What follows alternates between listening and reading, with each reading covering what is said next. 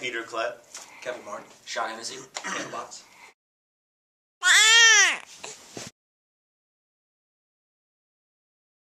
Far Behind's one of my favorite songs, like, ever. It brings me back to 1994 when I graduated high school.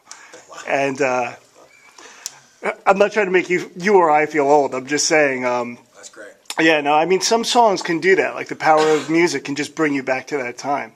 You know, and I had my best friend in high school actually passed away, so now the song has, like, a whole different meaning. So, anyway, talk to me a little bit about that song now that I totally killed the mood. Well, the song was written for a friend of ours, a musician friend of ours that passed away. It was.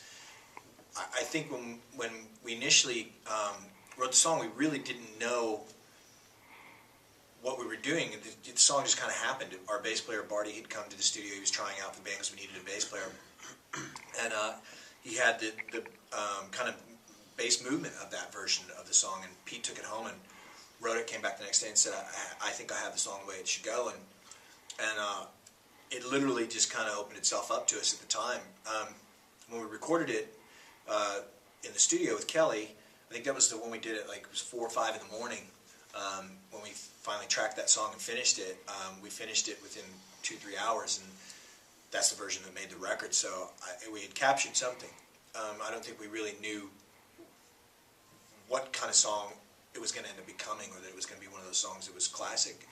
I think we had a couple friends to say to us, that song's going to, if you ever have a chance as a band, that's going to be a song that's going to last forever, which you can only dream about when you're a kid. And it has. I mean, here we 20 plus years later after writing the song, it's still around and people still want to hear it. And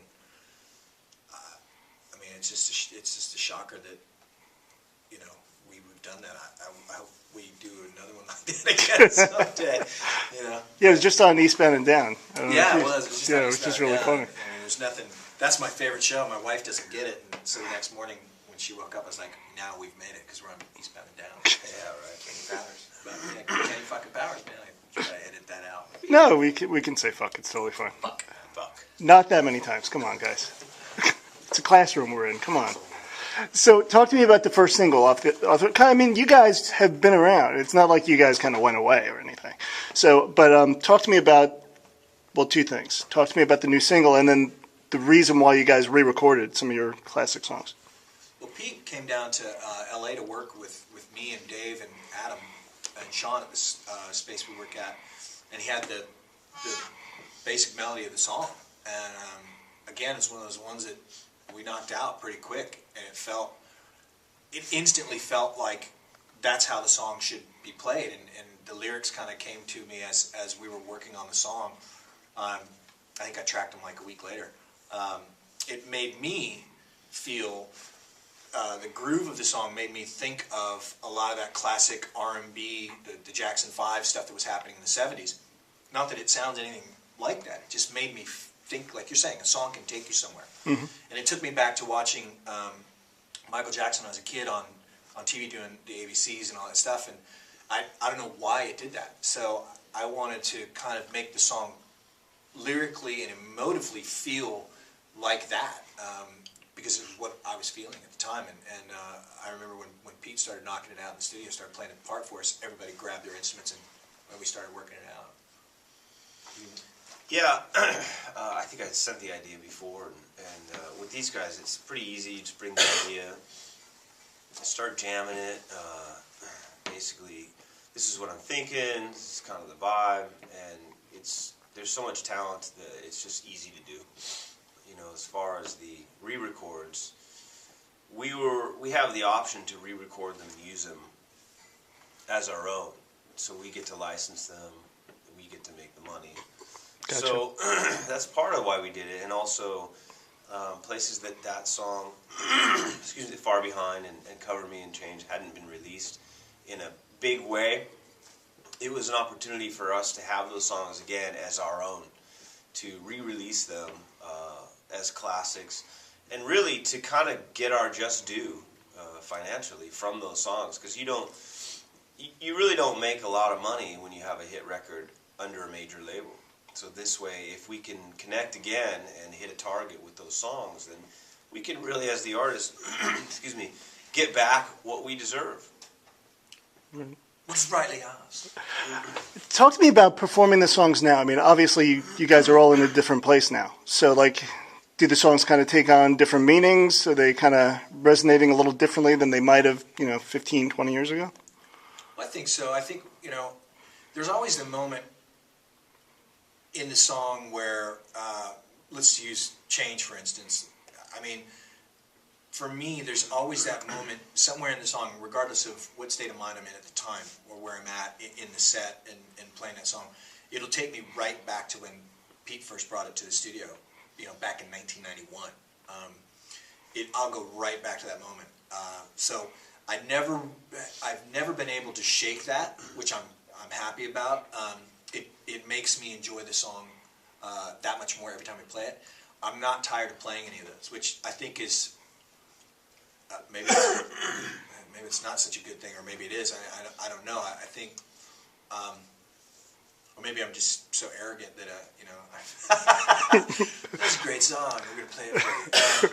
But it's a special song to us every single time, and I know having an audience sing back to you that's the greatest feeling ever. And so when we do put those songs in the set, we're very instrumental in the placement of where a lot of those classic songs of ours go, and we like to throw new stuff in the middle of it. So it kind of keeps it fresh for ourselves as well as our audience. And I know with this tour that we're coming up with this record, there's a lot of stuff we're going to throw in the set that we haven't played in a long time. 2 or 3 songs from the past that maybe haven't been played in 15 years.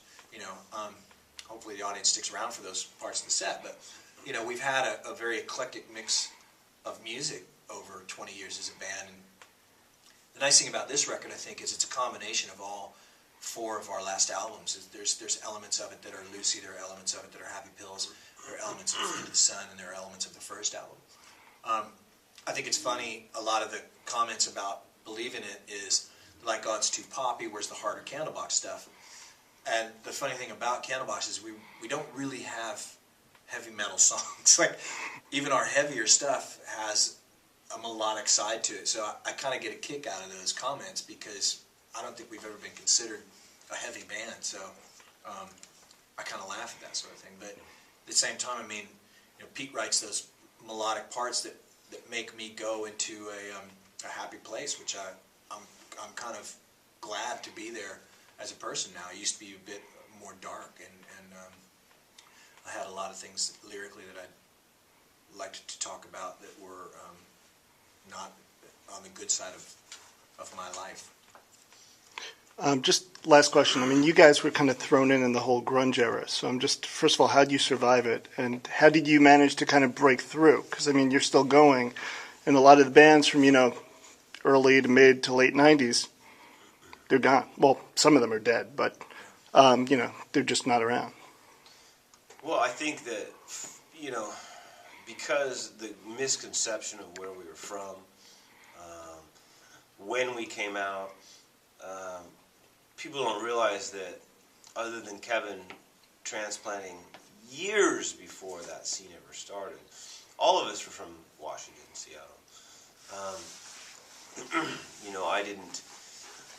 It's like Scott, Barty, and Kevin all were hanging out in Seattle during that whole scene, So to separate us from that was at first a little disheartening, but I think personally, whatever. It just didn't matter after a while. But I think that we've come to the surface because of songs like Far Behind and You and Change and Cover Me and even Arrow. We were able to, certain songs, certain bands, their sound. I think Kelly Gray was instrumental in our sound, the way it sounded, the way presentation of the music. That it had kind of a sparkle to it. And most people at the time were very dark and wanted a very flat, heavy guitar sound. And even though we were from Seattle and I loved Alice in Chains, I thought Dirt was brilliant, but I wasn't going to write a song like that, and I don't think Kevin felt that way either. So that's what put us apart, and I think that's what allowed us to break through, is because so many people wanted to be Alice in Chains that they sounded just like them. So why bother with that band? Because we already have the Ultimate that created it. So I think that's why we stuck out, and we're here now because of the songs and the fans still being there. Because if they weren't, we couldn't tour, and it wouldn't make any difference. Yeah, Seattle was a strange place. I mean, Sean was just a kid when we first hit, and I'm sure he probably didn't even think Candlebox was a grunge band, but, you know, guilt by association, I think, was the main factor. And, you know, we've been a punching bag for a long, long time from Seattle. I mean, Spin Magazine's doing some article now about top 30 punching bags in pop culture. I mean, it's ridiculous that people still talk about it, but, I mean, that's where we're from. That's the only thing that really kind of, because we didn't sound like that and they felt we didn't have credibility, they took a shot at it. And, you know, Pete said it, you know, people have loved what we've done for a long, long time, and our music is a lot different than a lot of stuff that's coming out of Seattle. So, you know, unfortunately, we have lost some real talents from there, and some great bands have died, literally. But, you know, there's still, Soundgarden's still doing it, and Pearl Jam's still doing it, and Alice is back out with William as a singer, and Candlebox is still around. And, you know, I think good music and great bands last forever. Here we are.